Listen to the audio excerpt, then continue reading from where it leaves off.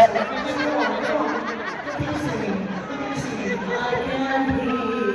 ng anak.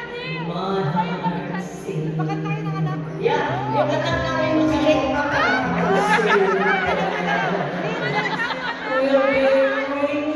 Pwede na akong palaktukin, hindi na akong gusto ako.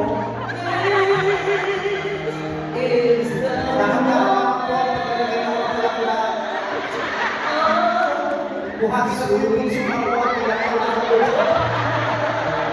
Papasalamat